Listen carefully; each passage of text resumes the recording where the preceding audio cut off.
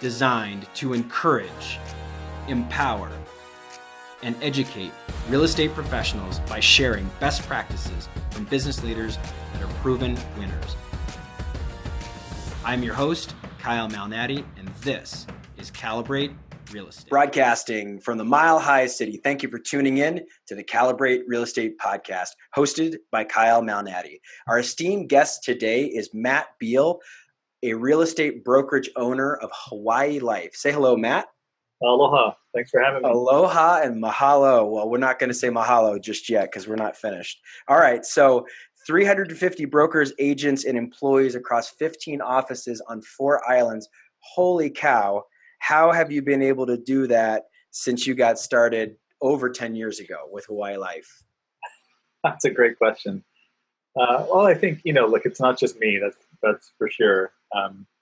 There's a lot of leadership in the company, and there's a lot of collective growth and a lot of people's effort and time and energy that's gone into the ship sort of sailing. So safe to say I'm not really the sole person to take credit for it.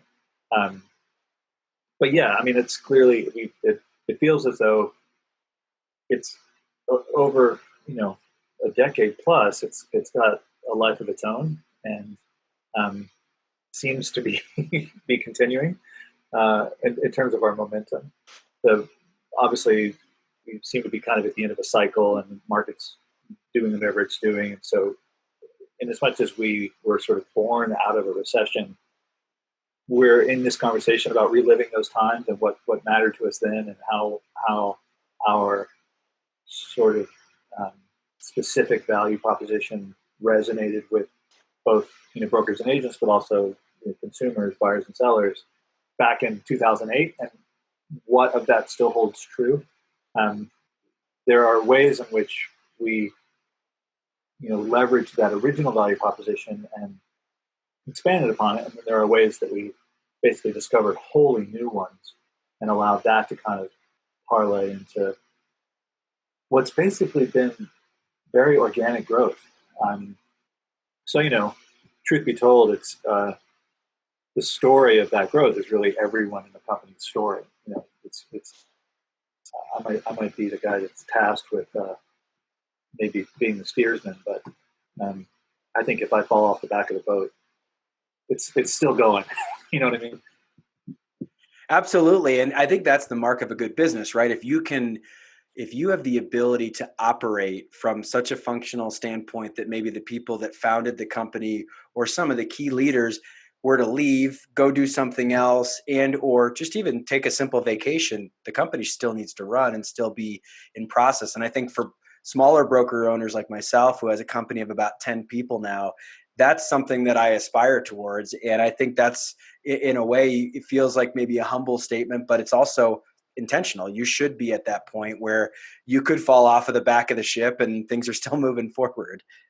Yeah. I mean, I think it's easier said than done. And it's, of course, we sort of all plug into different things. I mean, there's a lot of, and I've seen, all kinds of different companies. There's a lot of companies where, a broker owner will really represent the lion's share of the business. I'm not that guy. And so that's one example that helps. I think we have a lot of operational capacity. We've done a decent job at spreading the leadership out. I say decent, could always be better. That's as you grow, that's a very tough component to fill in. But we've got a good team, and that helps. It's a balancing act. I often wonder myself. It's like, well, what happened? What if something happened to me? It's not that. It's not without its responsibilities. I've got 51 employees, and that's a little different than having independent contractors as licensees. That it might be bumpy or challenging for them, but for the most part, it would be relatively straightforward for them to pick up their career and move it to a different brokerage. A little different when you're talking about employees. So it's a big ship. Absolutely. And I feel that as I have the commitment to my own employees. Speaking about culture, and that was something that you touched on in our intro, credit where credit's due. I was introduced to you by Vanessa Bergmark of Red Oak Realty, a prior guest of ours. And Vanessa, in our interview, I asked her this question that I overheard her saying that it's a little cliche in our society and it can be hard to define when you're talking about culture. You really have to live and feel it. And so let's get real tangible. Let's get real tactile. How do you feel a good culture looks and feels at Hawaii Life, Matt? You mean how to describe it? Sure, because most of the time it's something you just have to experience. And I think a lot of company owners will say, oh, we have a great culture. And then you go and you walk into their business and you like, this is toxic. It doesn't feel great. People are snarky with each other. Like, to you at Hawaii Life, every culture is a little different. And culture, just simply defined, is the collective beliefs Yeah, of a group of people, right? It doesn't have to be a business. It could be obviously a society. right. I think it definitely extends well beyond the business. I mean, it's sort of like brand. It's much better articulated by the people that you interact with, and at the direct consumer level than it is by a group of people who feel as though they're tasked with co-creating it. And so it in some ways I'm actually the worst guy to ask because I'm so plugged into it that it's like the language that I speak, and I think it's normal, and it's hard to be objective about it. I think I could speak a little bit from the outside in, and I think there are some things that are very obvious about who we are and how we operate.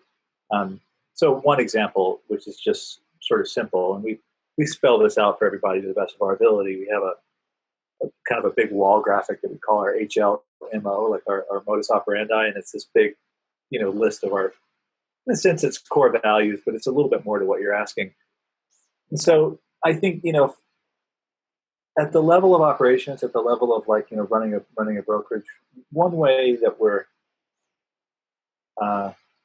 sort of decidedly distinct is that it's relatively flat. And what I mean by that is I'm not really the big daddy kind of on high broker with wielding all this power and mandating all these things. It's a lot more obtuse than that.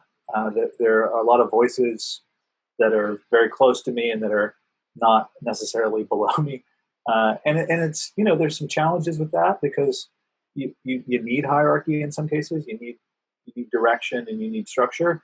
But at the same time, in this industry especially, and as much as that it requires collaboration among brokerages and among individuals, the flatness of that culture and the trust that it requires and fosters is very, very powerful. And so simple expressions of that are like, for example, we don't have like leaderboards, or we don't give ourselves awards, or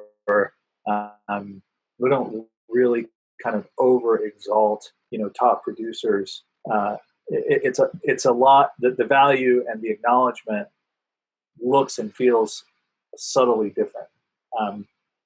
So that's kind of one business overlay distinction. I think we in some markets here would be said to be very casual, and I think what that translates to is that we are intentionally not pretentious.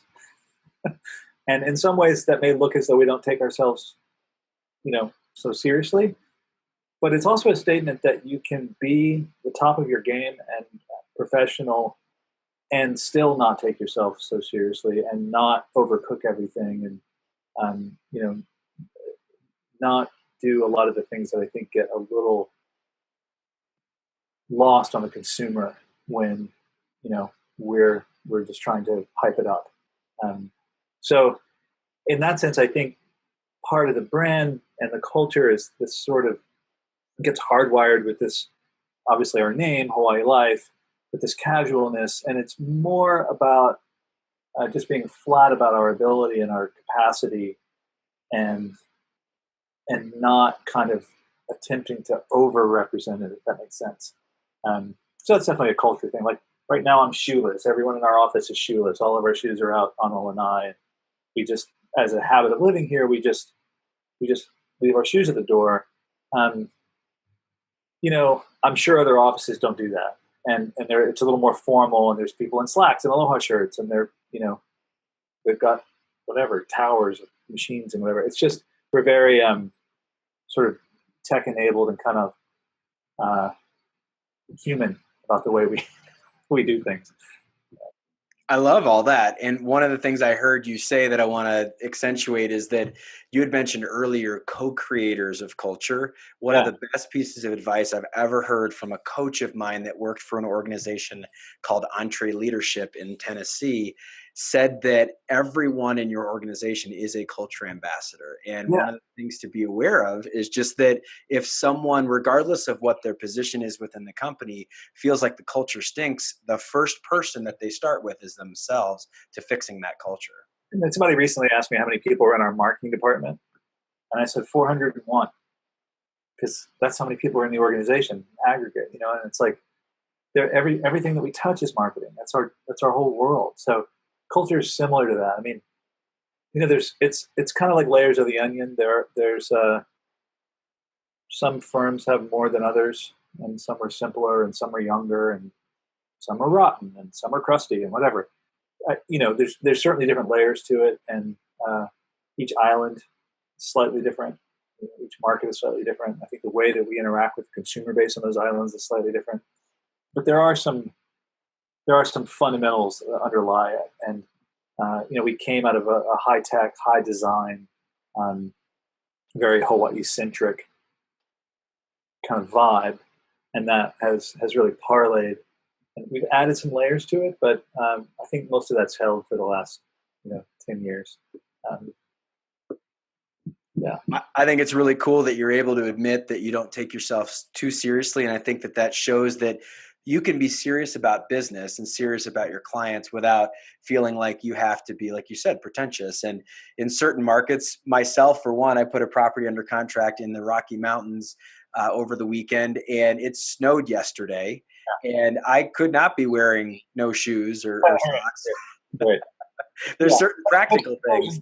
I mean, there's I think in every market there's the realtor with the car that's a little too blingy, and the suit that's a little too much. I mean, maybe not Beverly Hills, but you know what I mean. I mean, there are ways in which, and it's like how much number one best top producer, blah blah. How much of that do you really need? So the most powerful testament, the most powerful connection, the highest rapport that you'll ever get from any consumer is when they come to their own conclusions about your body of work. And that's what we've really stood on. Let's let the work speak for itself, both to the buyers and sellers in the community, but also to the brokers themselves. And so it's a very, very merit based world, that we're in, and it's powerful, and it certainly, I think, resonates. And we're not gonna we're not gonna work with everybody. There are some people for whom we're just not the right fit. But I think, in as much as we've, like I said, co-created a culture, those are definitely things that are aligned with it. There's a lot of empathy. I mean, there's a lot of I think both inter and intra industry realizing that it's a very human business, and it's also a very manic business, and that even our job representing a buyer or seller is to walk them through the kind of maniacal nature of any given transaction, and the peaks and valleys and the surprises and the stuff that you just never saw coming, and all of it. The same holds for the relationship that the brokerage or the group has to an individual practitioner, a licensee, because their world is no different. While they may be tasked at the individual transaction level with kind of being the stalwart and the stoic anchor for their clients, the reality is their whole practice is manic and it's full of peaks and valleys and things that they didn't see coming, or deals that cancel, or buyers that waste their time, or just whatever it is. And so all of that, I think, requires really an enormous amount of empathy and a culture of empathy, so that we learn to flex that muscle. And as we do, we get better on behalf of our clients. So that's definitely a big part of it. It's a difficult thing to discuss, but it's definitely there.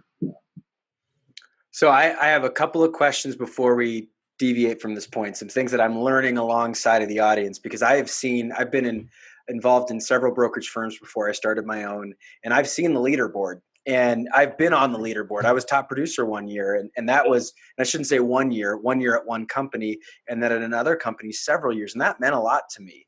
So how do you play with maybe the tension of, there are some people in your organization that words of affirmation might be very important to them, and if there's maybe the lack of the leaderboard, and I don't know, I've never been in your organization, but how do you reward and recognize people without making it like maybe this kind of toxic thing that we're only focused on production?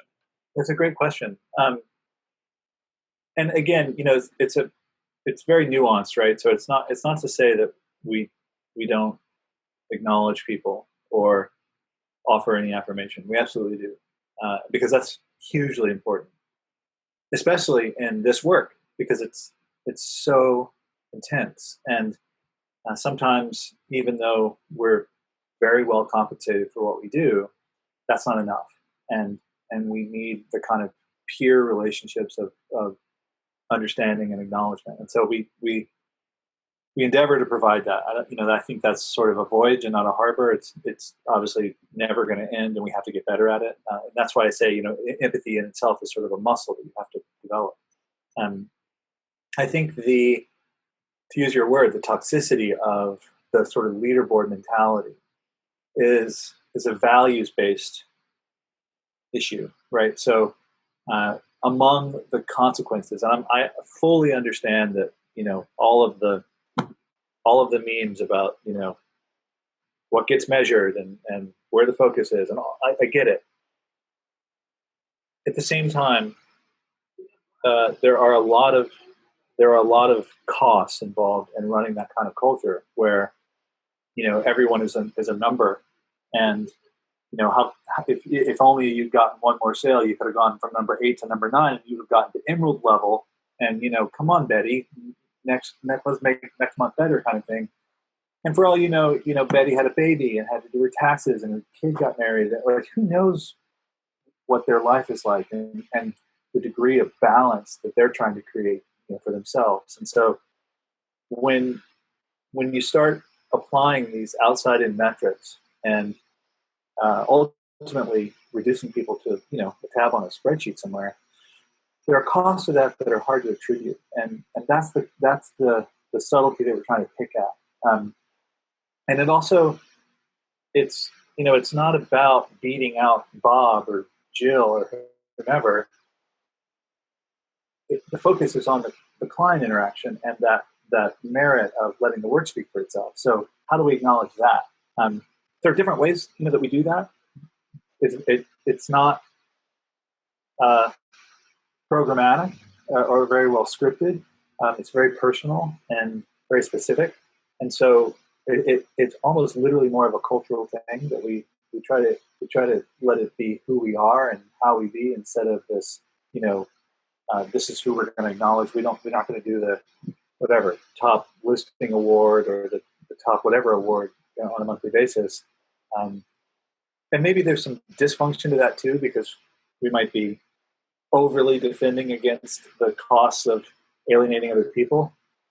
But so far, it's worked, and I think the humanity of that, wanting to foster a space of both empathy and acknowledgement has really worked. It's tough to scale. You really got to, you got to make eye contact and really understand who you're working with. But if we stay committed to that, I think it holds up, because I think that the costs of the other approach are much greater than a lot of firms really realize. Like, for example, when I was at a Realogy franchise, I had a recruitment quota as a managing broker. And that involved, like, how many calls did you make, and who did you talk to, and how many appointments did you set up, and all these things. And because of who I am as a salesperson, I horribly resented. I found it incredibly insulting, and it actually cost me work like that. I think would have otherwise been. It doesn't mean I wasn't successful. I think it would have been far more successful if I weren't reduced to these metrics and this bizarre, meaningless competition with other brokers in other markets. So it's those kinds of subtle consequences that we're hoping to avoid by just reframing the motivation a little bit. And knock on wood, so far it's been okay. Like I said, we will. Everything's a moving target. I don't think we're going to end up someday having leaderboards, but we might have to get a little more organized around the way in which we acknowledge our brokers and agents.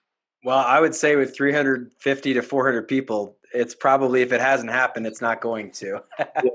So one other final question just on culture. You have 15 offices, at least as of the date of this recording. Are you, or maybe are you not, okay with having each of those maybe tribes, to use a word, are you okay with them having maybe their own internal culture? Because obviously the organization has a culture, but you've got different locations and maybe different people in those locations. That's funny because it's sort of a I have to be, because it's too late. It's too late. Good. And it's part of living in Hawaii. Hawaii by nature, and I think anyone who lives here will take this the right way, is very provincial and very insular and very proud. Right down to like the town that I live in. You know what I mean? I mean, literally, like, my neighborhood, my island, my town, my side of the island is just better than yours. Period. Everybody feels that way, and it's wonderful, and it's a beautiful blessing, and they're all of the attributes and the qualities and the reasons why are so precious that if you tried to unpack that or say this is what it is across the board, it would just fail miserably. And so I think our embracing that and the understanding of that and the recognition and the support of that individuality is kind of been a part of our success. And so if anything, it adds to our sort of overarching culture, all of these different subtle distinctions. But gosh, if you tried to force it on anywhere in the state, you would just be flatly rejected. I mean, that's just a zero. And I think that's part of the challenge. And I know I'm being a little bit of I'm expressing a little bit of that provincialism and that localism now, but I think that's part of the challenge of running, a franchised operation from afar in Hawaii without really, really, comprehensive and considered leaders. Because if you're trying to kind of jam that square peg into the round hole, it's tough. It's really tough. So, okay. Let's talk about a great resource that you shared with me that I had not ever heard of. And I'm a big proponent of books. I believe that all leaders are readers, people that are learning. And you shared with me The Undoing Project. And this is by Michael Lewis. And I just pulled up some quotes here on Goodreads, and it's just amazing. Some of them are really pithy and some of them are really lengthy.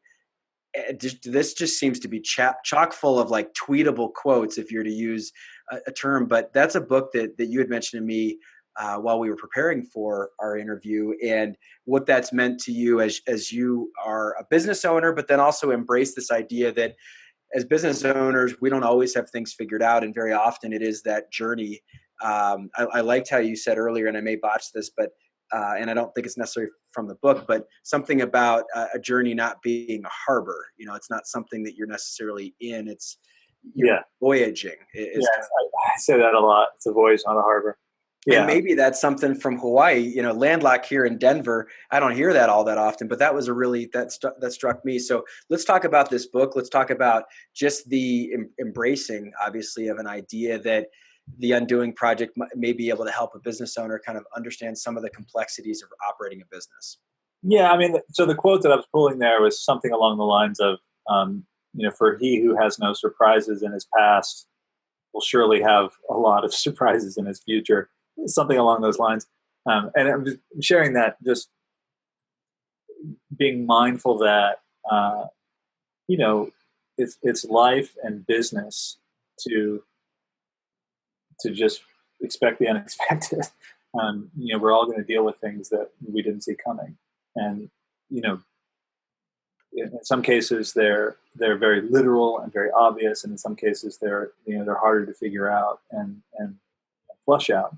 A little more esoteric. Like last year in Hawaii, we had two really big natural disasters. We had the largest flood in the history of the country, and we had in terms of rainfall and a volcanic eruption, which displaced 700 families.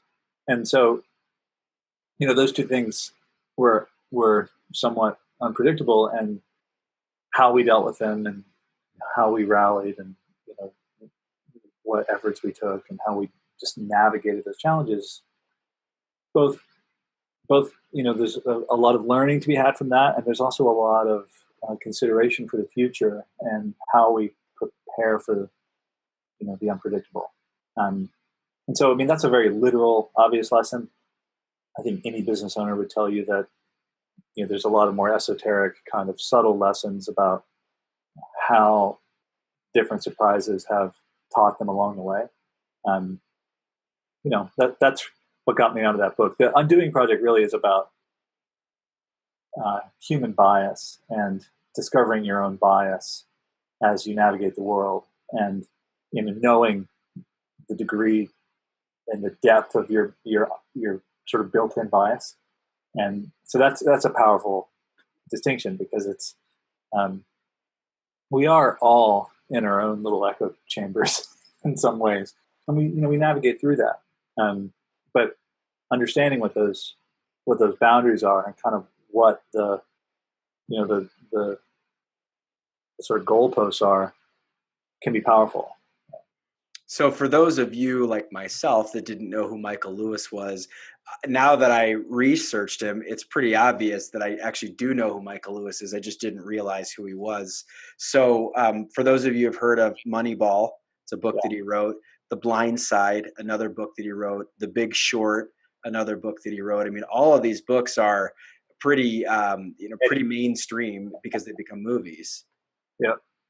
And then obviously the Undoing Project and several others. He's got, I mean, we're talking about over a dozen books that are published. And so it's pretty cool to see some of the things that he's written. And I just didn't even realize that it's so already pop culture, but to be able to hear that from you, and you get these wrinkles every now and again with these interviews, these hidden gems that I just never expect. And now I'm like, I'm going to go read. It's a really good read. And hey, if you do a book review session, I can go long. I mean, well, I've got probably 6 or 7 up here on my desk that I could bust out. Awesome. All right. So I have a couple other questions. This one can be kind of brief because I know you've had a long career in real estate, but what got you started in real estate in the first place? We talked about the start of Hawaii Life, and that was kind of around the recession. But as we go backward before Hawaii Life, and you had mentioned being in the recruiting side of a national franchised brokerage firm, and then just some other things that you've worked on. What got you into real estate in the first place? I, like a lot of people in Hawaii, this was 1998. I was in hospitality. I was running a bar and restaurant at a resort. And a lot of people at that time were leaving the hospitality business and going into timeshare because I'm in a resort community and there's a lot of timeshare, and timeshare salespeople make decent money, and in some cases much better money than they would have, working in bars or restaurants. And so I thought, well, gee, I could try that. And I went to sit for my licensing exam. I got about halfway through it and realized that there's just no way I was going to sell timeshare. And so, after I got my license, I just walked into a new small independent shop and started selling real estate. And I did, in hindsight, very, very well. And, um, market was kind of coming on. There were different things happening, and I think I was just after it, and was recruited away about, at the time I got my broker's license, so about 3 years later, to be this broker in charge of a different shop, and so was both practicing and managing. I was pretty green. I didn't have a lot of distinctions for you know managing a shop, but we did very well, and we were the largest shop on the island at the time, and um, grew the company, and I learned a ton. And then I got into buying and selling, and then personally, and then that really radically changed my world, because it just put me in the mindset of consumer, and I really saw powerfully what was just horribly missing from the the, the profession, really, the practice at that time. Specifically in Hawaii, and the way representation was happening, and all of it. And so that's what informed starting this company. And then once that kind of got kicked off, there's a lot of trial by fire, and kind of learning from the other practitioners in the space, because we brought on the top brokers in the state, and these are not these are powerful people with bright ideas, and they taught us a lot, and I think, if anything, my role has I still sell. I don't trade so much. I'm not buying and selling real estate, but my role has really transitioned into, I'm almost like a talent agent, is the best way to put it. And so it's this combination of talent, representation and management, and business development, and as little business management as I can get away with. I try and hire into that. I think that's one of the curses of another. It's a great Kurt Vonnegut quote. I think something like, "Everyone wants to build and no one wants to maintain." It's a human flaw, but I'm certainly aligned with that. It's not that I'm do a bad job at it. It's just, left to my own devices, I'd rather grow and play with something than noodle on how to make it better and how to maintain it. Yeah, sharpening the saw, I think, is one of the hardest of the 7 habits that Stephen Covey, the late great Stephen Covey, gave to us, because it is one of the things that it's counterintuitive. You sit down and you sharpen a saw instead of continuing to hack away at dropping that tree. And and so yes, it is. I feel that way. I'm sure lots of entrepreneurs feel that way. Yeah, I mean, that's and we're now in that place of market starting to contract, and we're having to respond to that, and so having to make the tough decisions about what are the ways in which we check our spending to match the market contraction, and those are tough decisions. It's never not going to be tough, right? And so that's a new it's a new space. We've had, I mean, it's new-ish. Obviously, we started in the worst market ever, so we were used to dealing with our current circumstances. But I mean, we're a much larger organization now, so it's just there's just flatly more to consider. What I'd like to ask you next is the last question I typically ask every guest. And Matt, it can take 2 different approaches. So the question is, "Dear younger me," and usually the person that is thinking about this concept is you're writing a letter to yourself now that you've learned a few things and you're no longer at the beginning of your career. And just what is some of the advice that you'd impart to your younger self? And so I've coined it as this advice you wish you knew when you were 22. So you could answer that question to the younger Matt, but you could also, I'm imagining, in your company, you've probably got a lot of 22-year-olds or 20-somethings running around. And what do you find yourself giving as far as advice to someone that's maybe getting their start, is the idea. So you could answer it personally, but then you could also answer it from someone that you may be interacting with currently. Well, the latter is a little easier because I end up doing it a lot. I find myself saying things like, "No one knows what you don't know." There's a lot of that. Because I think, information pro- provides and fosters confidence. And once you have the information and you have the confidence, you realize that you really didn't need the information to have the confidence.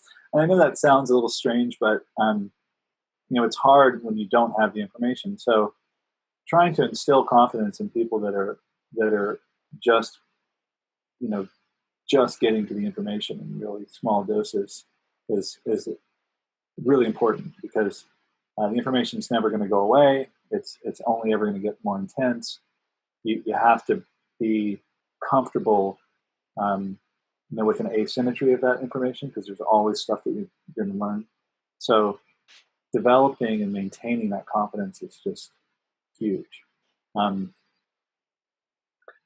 Gosh, at the risk of sounding just stupidly arrogant, I would be really reluctant to change anything about my life and what I've done, and certainly chronologically. I mean, look, I've had partner disputes, or bum transactions, or I've been through just challenging things, but I can't say that I would counsel myself to like navigate them any differently than I did, because they're all there's to me the benefit so far outweighs the trial and the challenge of it. I'd be really reluctant to coach myself to take me a different direction.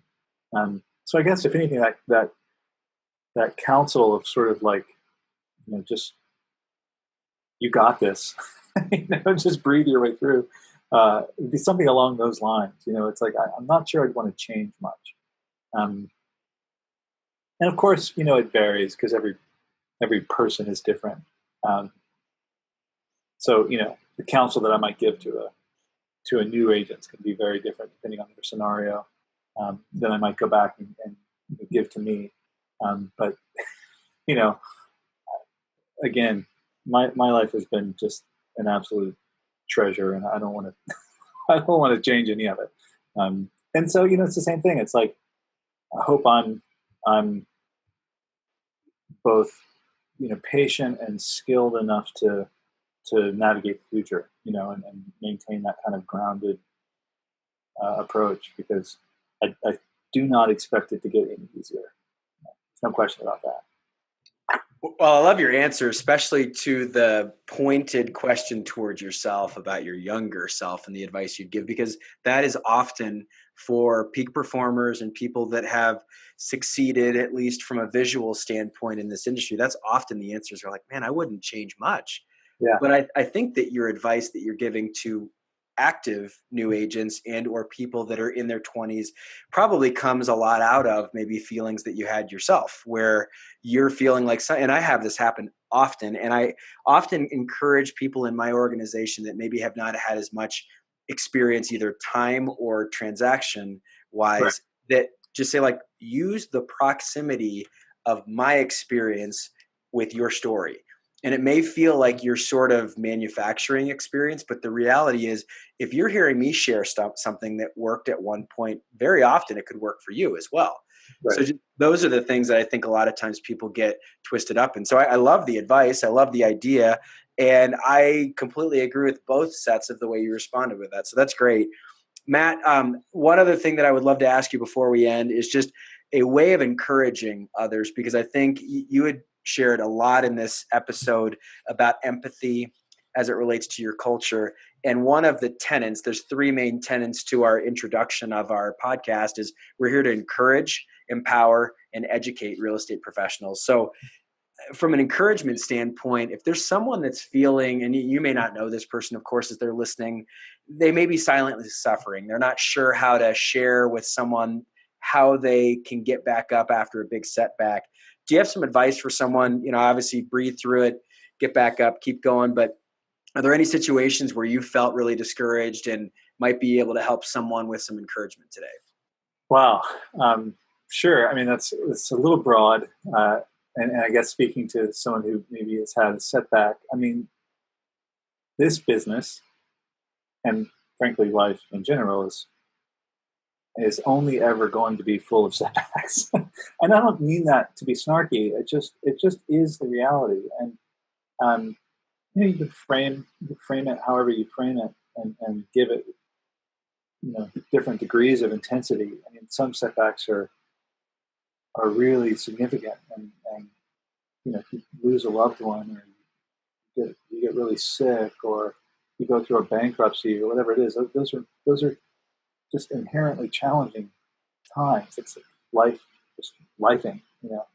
Um, there is a little bit of solace in the in the function of the business, and that if you can distill it down to its sort of core processes of like basic lead generation, and basic kind of sales conversion, and follow through, and then cycle that funnel through again.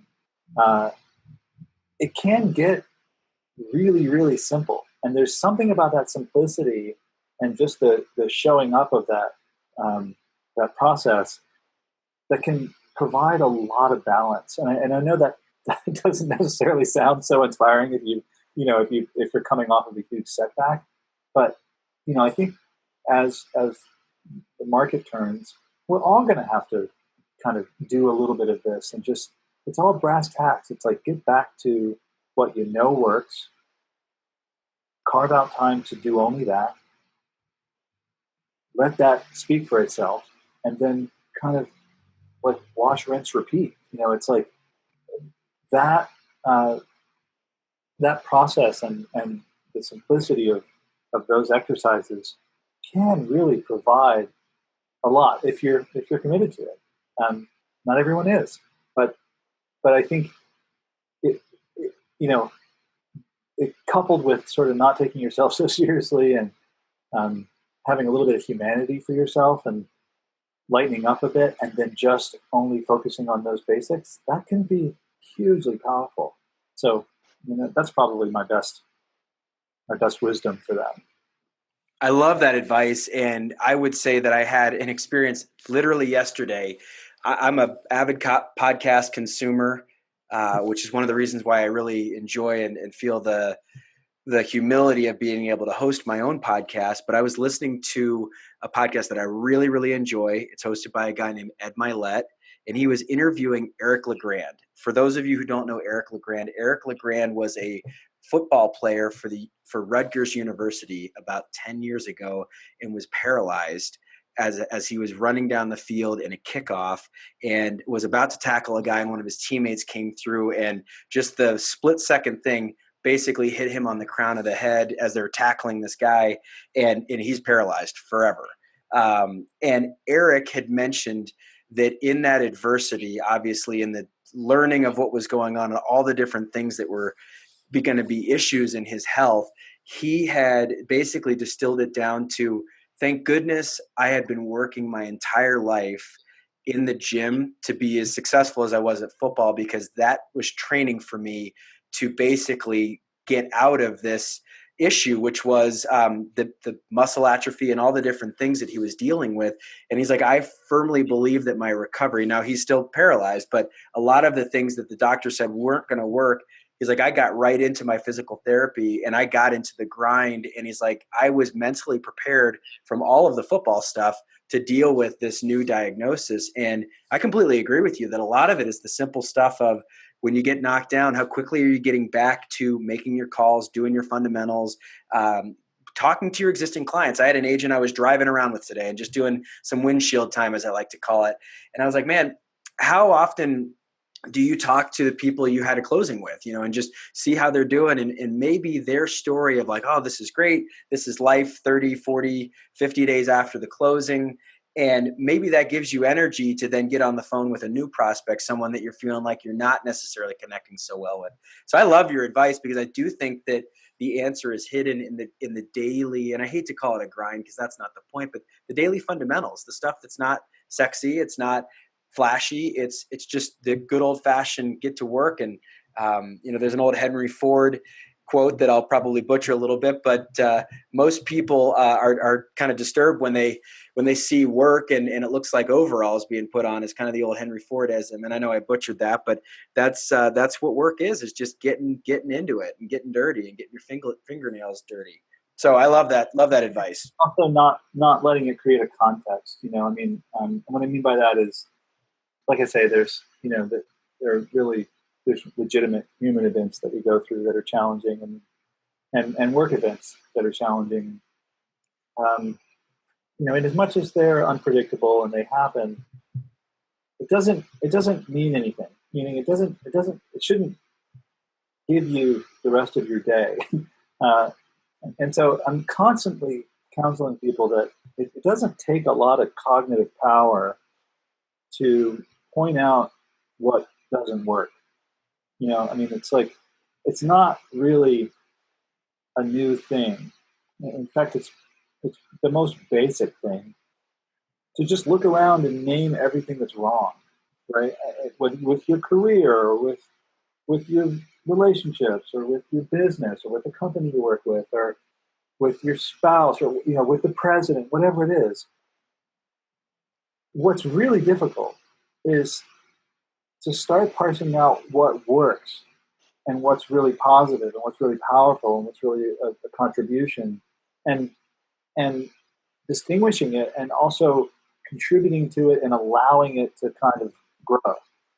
That actually takes more effort and a little more like cognitive power.